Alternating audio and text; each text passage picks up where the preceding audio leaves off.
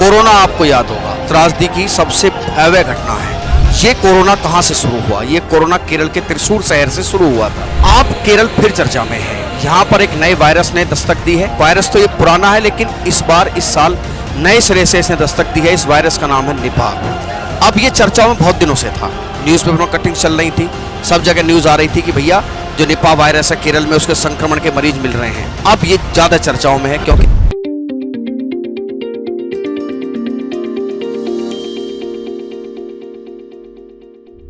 RG ज्ञान सबसे सटीक। नमस्कार, जय हिंद साथियों। कोरोना आपको याद होगा, याद भी क्यों ना हो, मेरी और इस पीढ़ी के, जो मेरी पीढ़ी में हैं, उनके लिए इस त्रासदी की सबसे भयावह घटना है। यानी कि अगर कभी भविष्य में हम अपनी पीढ़ियों को कुछ बताएंगे तो इस कोरोना काल की चर्चा जरूर करेंगे। ये कोरोना कहां से शुरू हुआ? ये कोरोना केरल के त्रिशूर शहर से शुरू हुआ था। आप केरल फिर चर्चा में हैं। यहां पर एक नए वायरस ने दस्तक दी है। नया वायरस, आप इसको दस्तक तो क्या कहेंगे, वायरस तो ये पुराना है, लेकिन इस साल नए सिरे से इसने दस्तक दी है। इस वायरस का नाम है निपाह। अब ये चर्चाओं में बहुत दिनों से था, न्यूज़पेपर में कटिंग चल रही थी, सब जगह न्यूज आ रही थी कि भैया जो निपाह वायरस है केरल में, उसके संक्रमण के मरीज मिल रहे हैं। अब ये ज्यादा चर्चाओं में है क्योंकि निपाह वायरस से पीड़ित एक बच्चे की मृत्यु हो गई है। आज हम इस बारे में जानेंगे कि क्या है निपाह वायरस, और इस निपाह वायरस ये कहां से दुनिया में आया है, और इसके और कोरोना के बीच में क्या मतलब समानताएं हैं। क्योंकि मैं अभी आपको बताऊंगा कि कोरोना और निपाह के बीच में एक समानता भी है, और ये जानकर आपको हैरानी होगी कि निपाह वायरस के मरने की दर कोरोना वायरस से कहीं ज्यादा है। तो आज हम इस सेशन में जानेंगे क्या निपाह वायरस कहां से आया, और केरल में ही क्यों ज्यादा वायरस की जो है वो एक्टिव होते हैं। क्योंकि कोरोना का केस ले लीजिए आप, वो त्रिशूर से शुरू हुआ। निपाह वाला केस आप ले लीजिए, ऐसा क्या है गड़बड़ी केरला में जहां से सारे वायरस जो हैं शुरू होते हैं। तो आइए शुरुआत करते हैं। सबसे पहले आप समझेंगे कि क्या है निपाह वायरस। निपाह वायरस के बारे में आप जानिए। निपाह असल में एक जगह है, निपाह है एक जगह, और वहीं से चूंकि ये वायरस शुरू हुआ था। निपाह एक जगह है ये, और ये जूनोटिक बीमारी है। जूनोटिक बीमारी कौन सी होती है? जो जानवरों से इंसानों में फैलती हैं। किससे? जानवरों से जो इंसान में फैलेगी उसी को क्या बोलते हैं? जूनोटिक बीमारियां बोलते हैं। अमेरिका की एक रिसर्च मैगजीन ये कहती है कि पूरी दुनिया में 6 लाख से ज्यादा ऐसे वायरस हैं जो जूनोटिक हैं। मतलब ऐसी बीमारियां बन सकती हैं भविष्य में जो जानवरों से कहां फैलेंगी? इंसानों में फैलेंगी।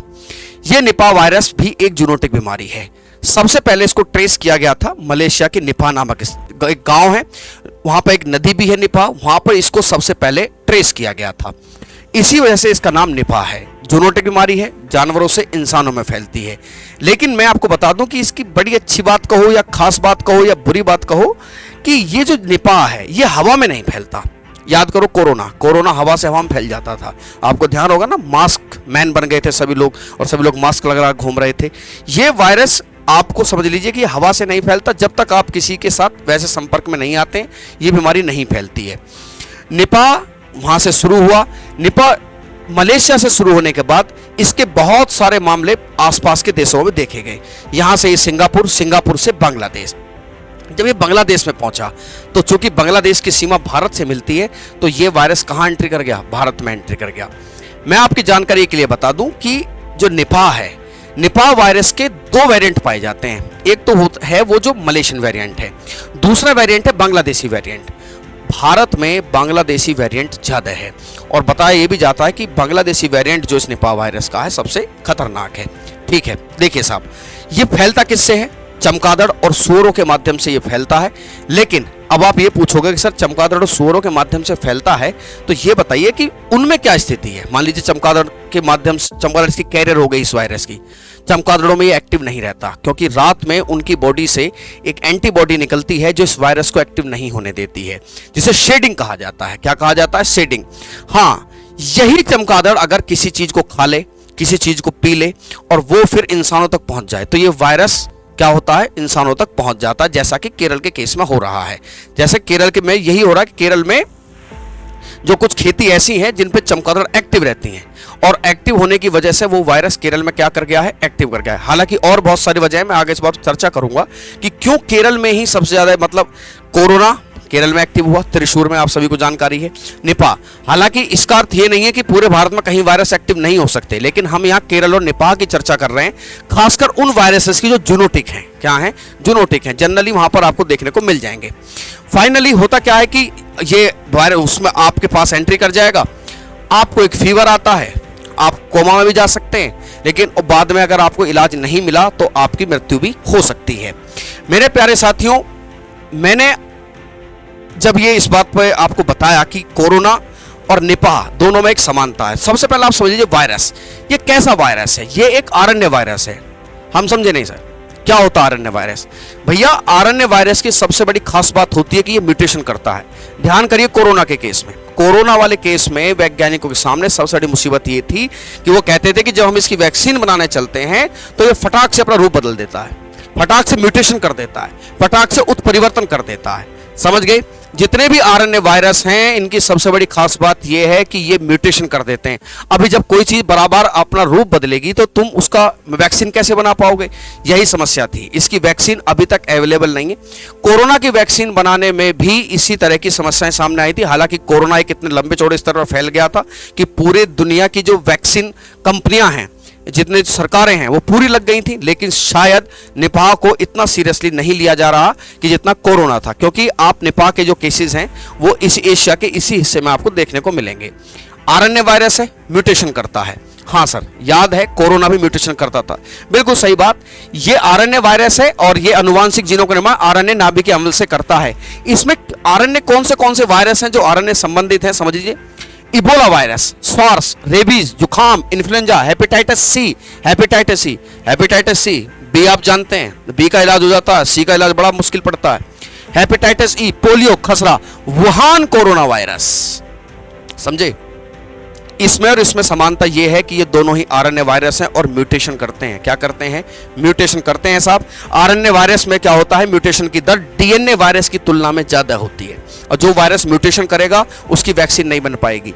बिल्कुल सीधी देसी भाषा में ऐसे समझिए कि अगर वो रूप बदलता रहा तो तुम वैक्सीन कैसे बना पाओगे? आपने एक सर्टेन इसकी फॉर्मेट की वैक्सीन बनाई, पता चला फिर रूप बदल दिया, अब उसकी वैक्सीन बनाओ, इतनी वैक्सीन बना पाना पॉसिबल होता नहीं है।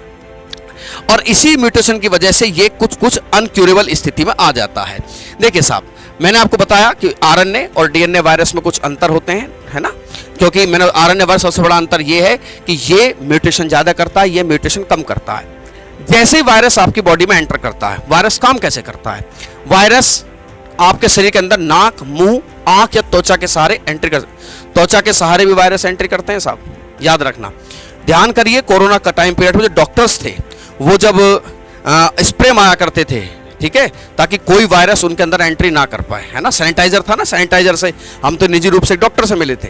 वो डॉक्टर हर पेशेंट को देखने के बाद सैनिटाइज क्या करता था, इवन स्किन तक सैनिटाइज करता था, ठीक है। आपके स्किन के माध्यम से वो एंट्री कर जाता है, और जब ये एंट्री करता है तो जिस सेल को इफेक्ट करता है, याद रखिए, उस सेल को तो ये मार देता है, लेकिन वहीं पर वो कुछ ऐसा प्रोसेस बनाता है कि वहां से बहुत सारे इसके वायरस के जो फोटोकॉपीज हैं वो बननी शुरू हो जाती हैं और आपकी और कोशिकाओं को मारना शुरू कर दें। एक दो कोशिका को इफेक्ट करेगा तो दिक्कत नहीं आती, लेकिन ये वायरस जैसे ही किसी सेल पर अटैच होता है, जिसे होस्ट सेल कहते हैं, क्या बोलते हैं, होस्ट सेल, पूरी कोशिका को अपने अंदर अपने कब्जे में ले लेता है, कोशिका मर जाती है, लेकिन वहां पर इसकी बहुत सारे फॉर्मेट बन जाते हैं और बाकी कोशिकाओं को भी मारना शुरू कर देते हैं और आप पड़ जाते हैं बीमार। कौन सा? वायरस। मैं आपकी जानकारी के लिए एक बात और बता दूं, जुखाम, सर्दी, खांसी, ये सब वायरस से होते हैं। आप और हम लोग कुछ मेडिसिन खा लेते हैं कि नहीं नहीं ठीक है हम तो ठीक हो जाएंगे, भाई साहब हमें जुखाम की बीमारी दे दीजिए, हमारे है ना जुखाम हो रहा है, हमें जुखाम की कोई दवाई होती नहीं है ना। वायरल जो होता है उसका एक सर्टेन टाइम पीरियड रहता है और उस समय तक वो रहता है, और ज़्यादा खतरनाक है तो लंबे समय तक भी टिक सकता है। उसके बाद संक्रमित कोशिका, जिस कोशिका को उस वायरस ने पकड़ा वो मर जाती है, लेकिन उसके बाद बनी कई सारी फोटोकॉपी आपके पूरे सेल सिस्टम को डिस्टर्ब करना शुरू कर देती हैं और आप पड़ जाते हैं सरकार बीमार। ठीक है, ये हुई निपाह वायरस। निपाह वायरस में अभी तक आपने क्या सीखा कि साहब मलेशिया के निपाह से ये शुरू हुआ था। ठीक है, जूनोटिक बीमारी है, चमगादड़ और सुअरों से फैलता है। वहां पर 250 लोग मर गए थे उस दौर में, और फाइनली इसी का एक रूप सिंगापुर पहुंचा, सिंगापुर से बांग्लादेश, बांग्लादेश से इंडिया में एंट्री कर गया। और ये जो बांग्लादेशी इसका वेरिएंट है, ये सबसे खतरनाक वेरिएंट है। भारत में जिस वेरिएंट के सबसे ज्यादा रूप देखने को मिलते हैं वो बांग्लादेशी वेरिएंट है। ठीक है, भारत में चर्चा में है, केरल में क्या हुआ? केरल में हम आपको बता दें, सब केरल में इसलिए चर्चा में है कि केरल का एक जिला है मल्लपुरम। कौन सा है? मल्लपुरम में एक 14 साल का लड़का था जिसको ये सिम्टम्स दिखाई दिया। अच्छा, मैं एक चीज और बता दूं, इसके क्या सिम्टम्स होते हैं। ये शुरुआत में इसके कोई लक्षण दिखाई नहीं देते, लगभग 14 दिन के बाद के आसपास इसके लक्षण दिखाई देने शुरू होते हैं सरकार। इसके लक्षण शुरुआत में दिखाई नहीं देते। हाँ, क्या इसका इलाज था? हाँ, इलाज था इसका मोनोक्लोनल एंटीबॉडी, जो उस लड़के को दी जानी थी। हालांकि वहां की स्वास्थ्य मंत्री जो वीना जॉर्ज साहब हैं, वो कह रही हैं कि ये ऑस्ट्रेलिया से आई, ऑस्ट्रेलिया से पुणे से इसको यहां आना था इस डोज को, लेकिन ये समय पर उस बच्चे को नहीं मिल पाई और उसको हार्ट अटैक आया और बड़ी दुखद बात है कि उस बच्चे को बचाया नहीं जा सका। ठीक है, भारत में कोरोना निपाह के क्या क्या मामले आज तक सामने आए हैं। दैनिक भास्कर में छपी एक रिपोर्ट, जिन्होंने हवाला दिया है WHO और स्वास्थ्य एवं परिवार कल्याण मंत्रालय, 21 जुलाई 2024 तक का डाटा मेरे पास मौजूद है। पश्चिम बंगाल में 2001, क्योंकि 2001 में सबसे पहले इन्फेक्शन इसका भारत में सामने आया था, 66 केस आए थे, 45 लोगों की मौत हुई। समझिए आप बात, लगभग 45 से 70% इसका मृत्यु दर है अगर इसका सही समय पर इलाज नहीं किया गया। पश्चिम बंगाल में फिर 2007 में फिर एक्टिव हुआ, 5 केस 5 मौतें। ठीक है, केरल में 2018 में, 2019 में, 2021 में, 2023 में, 2024 में, लगातार ये केरल में 2018 से लेकर 2024 तक केरल में इसकी दस्तक आती रही है। और इसमें एक केस देखिए, 2019 में 1 केस, 21 में 1 केस, 23 में 6 केस और 2024 में 1 केस। 24 में 1 केस आया, एक उस बच्चे की डेथ हो गई। हालांकि उसके संपर्क में जो उसके यार दोस्त थे उनकी भी जांच कराई जा रही है।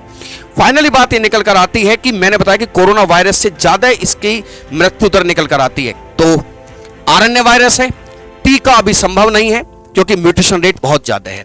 अब प्रश्न ये उठता है कि ऐसा क्या है केरल में साहब, कि केरल में, मैं ये नहीं कह रहा कि केरल से वायरस पैदा होते हैं, ये नहीं, मेरा कहना है केरल में एकदम से एक्टिव चीजें होती हैं, क्योंकि 2 केस मैंने आपको बता दिए, कोरोना का और निपाह का, कि कोरोना और निपाह जैसे वायरस कैसे हुई। हालांकि कोरोना का केस अलग था, जहां से वो त्रिशूर से ये शुरू हुआ था, तो वो महिला या वो पुरुष में ध्यान नहीं है, महिला है या पुरुष है, वो विदेश से आया था। ठीक है, कुछ दिन पहले लौटा था, तो वो तो एक प्रकार से कैरियर हो गया। केरल में क्यों निपाह वायरस ने दस्तक दिया, आज आप इसको समझिए। मैंने अभी आपको बताया कि it is a zoonotic virus, समझ गए हम। जूनोटिक वायरस होता है गुरुजी जो जानवरों से इंसान में फैले, बिल्कुल सही बात है। जानवर कौन से भैया? जानवर हो गए सर चमगादड़ और सूअर, इनसे फैलता है। चमगादड़ उसको क्यों नहीं करता गुरुजी? अभी आप पता चला हमें सर कि उसमें एक रात को अपनी एक एंटीबॉडी निकालती है जिससे ये वायरस उसमें एक्टिव नहीं हो पाता, जिसे शेडिंग कहते हैं, बिल्कुल सही बात है। लेकिन अगर वो किसी ऐसे फल से, किसी ऐसे पेय पदार्थ से अटैच हो जाए चमगादड़, तो 100% ये वायरस आपको कैरी कर जाएगा, इंसान के शरीर में आ जाएगा। केरल में भैया बड़े पैमाने पर खजूर की खेती होती है, जो चमगादड़ों का पसंदीदा फल है। चमगादड़ खजूर का फल खाते हैं, उसमें दांत लगाते हैं, सलाइवा पहुंच जाता है। समझ में आ गई? मैंने बताया था कि एयर टू एयर नहीं फैलता, सलाइवा पहुंच जाता है। सलाइवा या यूरिन करते हैं और यह संक्रमित हो सकता है। यह फल कोई दूसरा जानवर या इंसान खा ले तो उसका निपाह से संक्रमण होना पक्का है। ठीक है, मैंने एक बात और बताई थी कि निपाह शुरुआत में इसके कोई लक्षण नहीं दिखते, 3 से 4 दिन के अंदर बुखार, उल्टी, सांस लेने परेशानी, ये सब लक्षण दिखने लगते हैं। और अगर समय से इलाज नहीं मिला तो मरीज कोमा में जा सकता है। और वर्ल्ड हेल्थ ऑर्गेनाइजेशन के अनुसार निपाह वायरस से मौत का अनुपात 40 से 75% है। कितना? 40 से 75%। ठीक है, केवल अलर्टनेस ही आपको इससे बचा सकती है। हालांकि मैं बता दूं, ऐसा कोई शख्स नहीं है जो अपनी जान लेना चाहता हो, हर आदमी अलर्ट है। लेकिन समझिए, वायरस से बचने का सबसे बढ़िया तरीका है कि आप इसके रिगार्डिंग अलर्ट रहें। और कई बार लोग कहते भी हैं कि फलों को धोकर खाना चाहिए, सब्जियों को उबालकर पकाना चाहिए। ये सब चीजें ही हैं जो आपको इन वायरसेस से बचा सकती हैं। ठीक है, उम्मीद करता हूं ये जानकारी आपको लाभप्रद रही, और ऐसी जानकारी के लिए आप हमारे इस चैनल को सब्सक्राइब करें, और ऐसी जानकारी मैं रोज आपके सामने लेकर आता रहूंगा। धन्यवाद, जय हिंद दोस्तों।